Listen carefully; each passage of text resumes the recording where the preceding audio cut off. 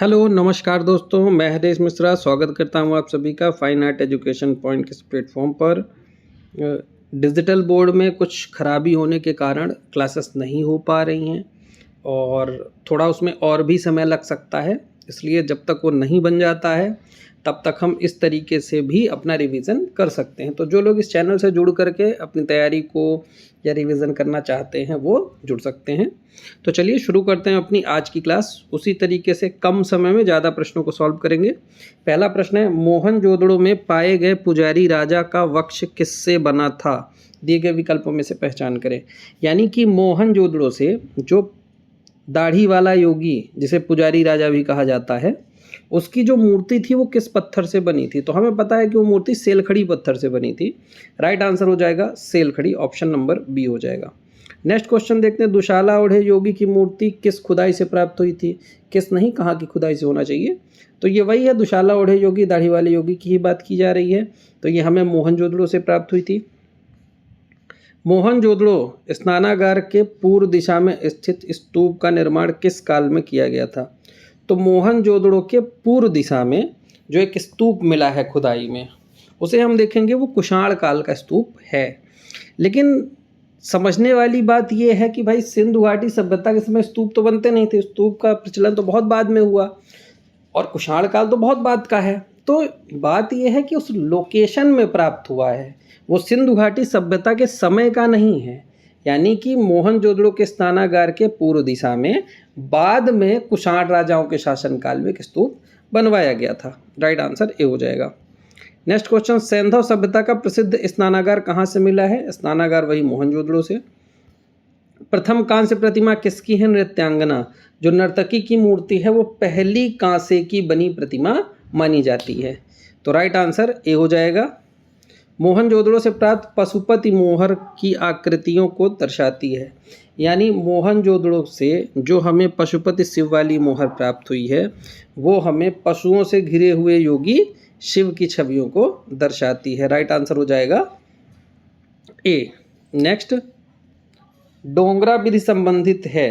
तो जब हम ब्रॉन्ज कास्टिंग करते हैं यानी कि मेटल कास्टिंग करते हैं, जब हम कांसे से कोई मूर्ति बनाते हैं तो डोंगरा कास्टिंग के माध्यम से ही बनाते हैं। तो डोंगरा विधि ब्रॉन्ज कास्टिंग से संबंधित है। डांसिंग गर्ल नामक मूर्ति किस संग्रहालय में रखी गई है? मैंने पहले बताया था कि सिंधु घाटी सभ्यता की जितनी भी मूर्तियां हैं, कहीं भी पूछे, सब राष्ट्रीय संग्रहालय नई दिल्ली में है, एक मूर्ति को छोड़ करके। कौन सी? वो है दाढ़ी वाला योगी। दाढ़ी वाले योगी की मूर्ति राष्ट्रीय संग्रहालय नई दिल्ली में ना हो करके वो राष्ट्रीय संग्रहालय कराची पाकिस्तान में रखी हुई है। बस एक वही मूर्ति है जो भारत में नहीं है, बाकी कुछ भी है तो आंख बंद करके आप भारतीय संग्रहालय नई दिल्ली लगा सकते हैं। नेक्स्ट, नाचती हुई लड़की और दाढ़ी वाले सिर कौन से प्रसिद्ध सिंधु घाटी कला के अवशेष हैं? तो नृत्यांगना और दाढ़ी वाला योगी मोहनजोदड़ो से प्राप्त हुआ है। राइट आंसर ए हो जाएगा। मोहनजोदड़ो से प्राप्त नर्तक धड़ किससे निर्मित है? तो मोहनजोदड़ो से प्राप्त जो नर्तक धड़ है, ध्यान देना यहाँ पर कंफ्यूजन क्रिएट होता है नर्तक धड़ और नर्तकी की वजह से। भाई नर्तक धड़ यानी पुरुष की बात कर रहा है, नर्तक धड़ हड़प्पा से मिला था, जो काले रंग का बना हुआ है, स्लेटी रंग का बना हुआ, काला स्लेटी जिसे कहते हैं। नर्तक धड़ जो है वो हड़प्पा से प्राप्त हुआ है और ये मूल रूप से जो बना है वो चूना पत्थर से बना हुआ है। अकॉर्डिंग टू एनसीईआरटी ये चूना पत्थर से बना हुआ है, लेकिन चूना पत्थर अगर ऑप्शन में ना हो तो ऐसी स्थिति में हम लाल बलुआ पत्थर लगाते हैं।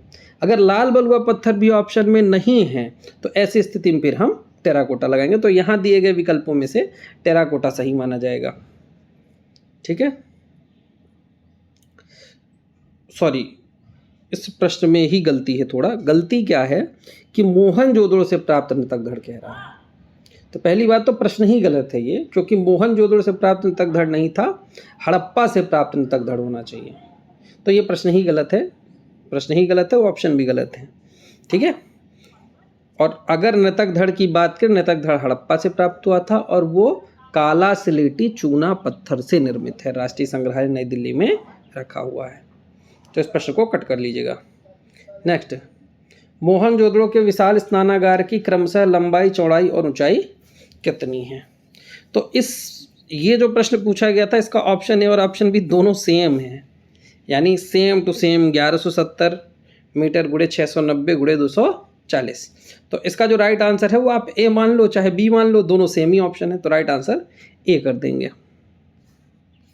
नेक्स्ट, मोहनजोदड़ो में खोजी गई मूर्तियाँ और कलाकृतियाँ अधिकांशतः किससे संबंधित थीं?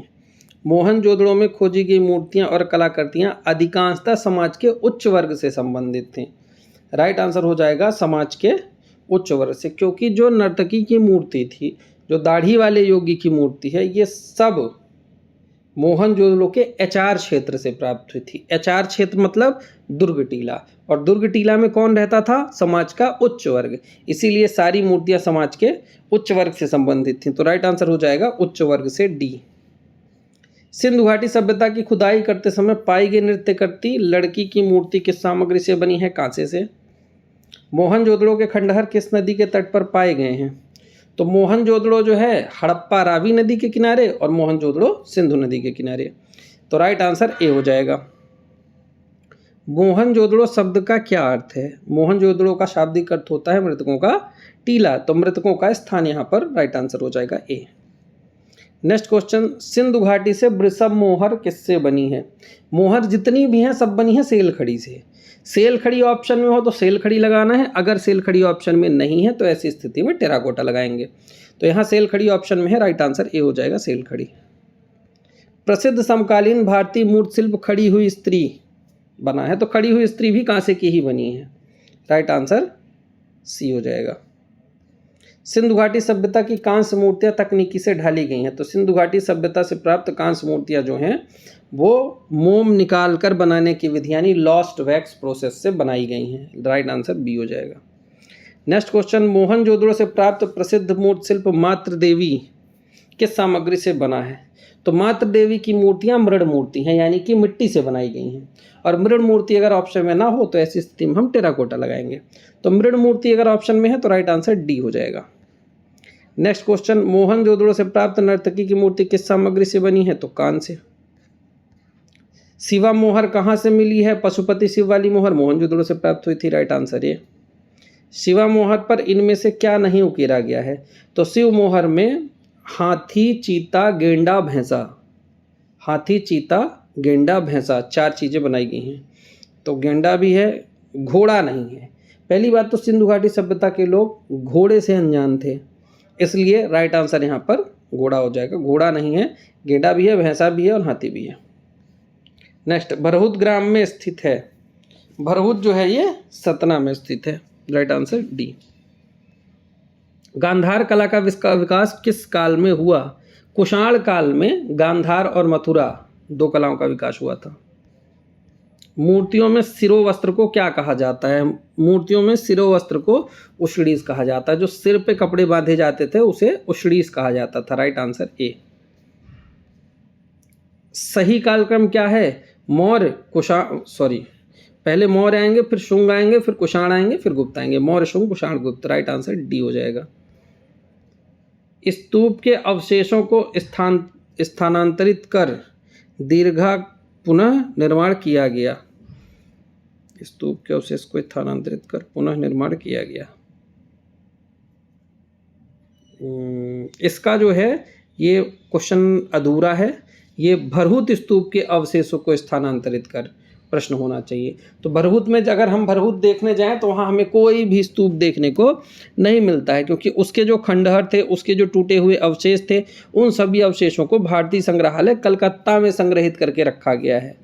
इसलिए भरहुत स्तूपों के जो अवशेष हैं उन्हें पुनः से भारतीय संग्रहालय कलकत्ता में सुरक्षित किया गया है, राइट आंसर डी हो जाएगा। स्कूल जिसे बुद्ध और बोधिसत्व प्रतिमाओं में विशेषता हासिल थी। बुद्ध और बोधिसत्व प्रतिमाओं में देखो, कुषाण काल में गांधार और मथुरा 2 मेन कला के केंद्र रहे, और कुषाण काल में सम्राट कनिष्क के शासन काल में ही चौथी बौद्ध संगीति का आयोजन हुआ, जिसके तहत बुद्ध की मूर्ति बननी शुरू हुई। बुद्ध की पहली मूर्ति मथुरा में बनी थी, लेकिन सर्वाधिक मूर्ति गांधार में बनी। तो बुद्ध और बोधिसत्व प्रतिमाओं में विशेषता की जब बात आएगी तो गांधार विशेषता होगी। क्यों विशेषता होगी? क्योंकि गांधार कला में बुद्ध की मूर्तियां बहुतायत में बनाई गई, और मथुरा कला में भी बनाई गई, लेकिन उतनी नहीं बनाई गई। क्यों नहीं बनाई गई? क्योंकि मथुरा में बुद्ध के साथ साथ वैष्णव धर्म से संबंधित, जैन धर्म से संबंधित भी मूर्तियां बनाई गई, इसलिए यहाँ पर बुद्ध की मूर्तियां अपेक्षाकृत गांधार से कम बनी। गांधार में केवल बुद्ध थे, तो वहाँ केवल बुद्ध की ही मूर्तियां बनी, इसलिए वहाँ पर मूर्तियों की संख्या ज़्यादा है और वो बुद्ध की मूर्तियों की विशेषता भी है। नेक्स्ट, बुद्ध धर्म चक्र प्रवर्तन मुद्रा में संबंधित हैं। तो ऐसे भी याद कर सकते हो, धर्म चक्र प्रवर्तन सारनाथ से संबंधित है, तो राइट आंसर हो जाएगा सारनाथ। भरहुत में पाई गई चुलकोका यक्षिणी की शुंगकालीन मूर्ति को किस पर खड़ा दिखाया गया है? तो चुलकोका यक्षिणी को हाथी पर सवार दिखाया गया है। राइट आंसर ए हो जाएगा। भरहुत स्तूप में एक चुलकोका यक्षिणी की मूर्ति बनी है जिसमें उन्हें हाथी पर सवार दिखाया गया है। राइट आंसर ए हो जाएगा। हाल में मेस आयनक के कुषाण काल का एक बौद्ध विहार उत्खनन में मिला है। यह स्थल कहाँ है? मेस आयनक में कुषाणकालीन स्तूप, यह अफगानिस्तान में है। राइट आंसर ए हो जाएगा। स्थानक प्रतिमा जो होती हैं वो खड़ी होती हैं और आसनस्थ प्रतिमा जो होती है वो बैठी होती हैं। तो स्थानक जो है वो खड़ी हुई होगी। राइट आंसर ए। मथुरा में किस कला शैली का विकास हुआ? मथुरा में गांधार, मथुरा, अमरावती, अजंता। मथुरा में किस कला से? तो मथुरा में मथुरा कला शैली, गांधार में गांधार कला शैली, तो मथुरा में मथुरा कला शैली। राइट आंसर बी होगा। इंडो ग्रीक कला को अन्य किस नाम से जाना जाता है? इंडो ग्रीक कला यानी भारतीय और यूनानी कला का प्रभाव हमें पश्चिमोत्तर भारत में देखने को मिलता है, यानी कि गांधार प्रदेश में ग्रीक लोगों का ज़्यादा प्रभाव था, क्योंकि हम जानते हैं कि उस एरिया में कभी सिकंदर का राज हुआ करता था। तो सिकंदर वहाँ तक का एरिया जीत चुका था जहाँ पर ग्रीक लोग निवास करने लगे थे, जिसके कारण वहाँ पे ग्रीक प्रभाव हमें दिखाई देता है। बाद में बुद्ध की मूर्तियाँ बनी तो भारत के लोग भी थे, तो भारतीय और ग्रीक दोनों का प्रभाव हमें गांधार कला में दिखाई देगा। तो इंडो ग्रीक कला भी गांधार कला को कहते हैं। राइट आंसर ए हो जाएगा। गांधार मूर्ति कला के लिए कौन सा प्रस्तर काम में लिया गया? उधर जो गांधार कला में उधर काला सिलेटी पत्थर यूज़ करते हैं, तो पाकिस्तान के उधर जब हम जाएंगे तो उस साइड में हमें काला सिलेटी पत्थर की ही मूर्तियां देखने को मिलेंगी।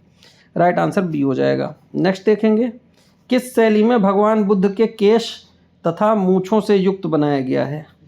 तो भगवान बुद्ध को केश और मूँछों से युक्त बनाया गया गांधार शैली में, क्योंकि गांधार शैली और मथुरा शैली की मूर्तियों में जब हम अंतर देखते हैं तो हम ये देखते हैं कि जो मथुरा में बुद्ध बनाए गए तो इसे भारत के लोगों ने बनाया, तो भारत के लोगों ने बुद्ध को जिस तरीके से माना उस तरीके से बनाया। उनका ऐसा मानना था कि बुद्ध एक संत थे, तो हमारे यहाँ बुद्ध को संत की तरह दिखाया गया। वही गांधार कला में देखेंगे तो गांधार कला में बुद्ध को, चूँकि बुद्ध राजा के बेटे थे, तो उन्होंने बुद्ध को एक राजा के बेटे की तरह दिखाया। शरीर सुडौल, हष्ट पुष्ट और मूछें, जूते पहने भी दिखाया गया है। और वही मथुरा कला में देखेंगे तो सन्यासी, शरीर सन्यासियों की तरह शांत स्वभाव और ना मूछें हैं ना पैरों पर जूते हैं, क्योंकि संत लोग इस तरीके से नहीं रहते। तो दोनों कला में हमें थोड़ा अंतर देखने को मिलता है। तो केश और मूछों युक्त बुद्ध को गांधार कला में ही बनाया गया है। राइट आंसर ए हो जाएगा। मथुरा शैली में मूर्ति निर्माण हेतु किस पत्थर का प्रयोग किया गया है? तो देखो, गांधार कला में काला सिलेटी पत्थर और मथुरा कला में लाल बलुआ पत्थर। राइट आंसर सी हो जाएगा। नेक्स्ट देखेंगे, अमरावती स्तूप को प्रकाश में लाने का श्रेय किसे जाता है?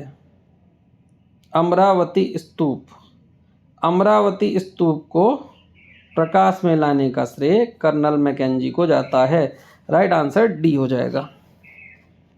नेक्स्ट, कालक्रम के अनुसार सही क्रम है मौर्य, शुंग, कुषाण, गुप्त। राइट आंसर डी हो जाएगा। रिपीट हुआ है प्रश्न। निम्न में से कौन सी भरहुत की कला की विशेषता नहीं है?